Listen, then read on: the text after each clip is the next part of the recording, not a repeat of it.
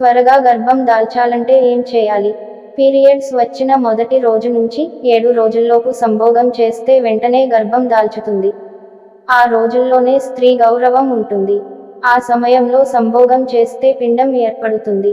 కొత్తగా పెళ్లయిన జంటలు గర్భం దాల్చడం మరియు ఫలదీకరణం వంటివి నివారించవచ్చు. పౌష్టికాహారం తినండి. మీరు మధ్యాహ్నం వేళల్లో తప్ప ఎప్పుడైనా సంప్రదించవచ్చు.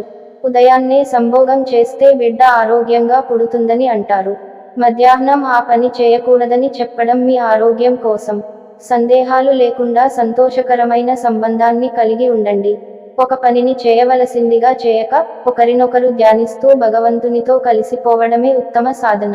తెల్లవారుజామున 3 గంటల నుంచి తెల్లవారుజాము 5:30 మధ్య చేస్తే ఆనందం పెరుగుతుంది. మంచి పాత్రతో నిండిన బిడ్డ తప్పకుండా పుడతాడు. రాత్రి భోజనం చేసిన వెంటనే చేయకండి. త్వరగా గర్భం దాల్చాలంటే భార్యాభర్తలు ప్రతిరోజూ కలిసి ఉండాలి. ఎందుకంటే మీరు ఒకసారి సంభోగం చేస్తే శరీరంలోని శుక్రకణాలు 72 గంటల పాటు ఆచరణీయంగా ఉంటాయి. ఈ 72 గంటలలోపు స్త్రీ సంభోగం చేసినా, స్ఖలనం లేకుండా గర్భం రాకపోయినా, ఈ కాలవ్యవధి ముగిసేలోపు మళ్లీ సంభోగం చేసి స్ఖలనం చేయడం మంచిది. ఎందుకంటే అండోత్సర్గము సంభవించినప్పుడల్లా వీర్యం స్త్రీ శరీరంలోకి ప్రవేశించడానికి సిద్ధంగా ఉంటుంది. బిడ్డ కూడా అభివృద్ధి చెందుతుంది. కాబట్టి సంతానం పొందాలనుకునే వారు ప్రతిరోజు లేదా కనీసం ఒక రోజు తర్వాత మరొకటి సంభోగం చేయాలి.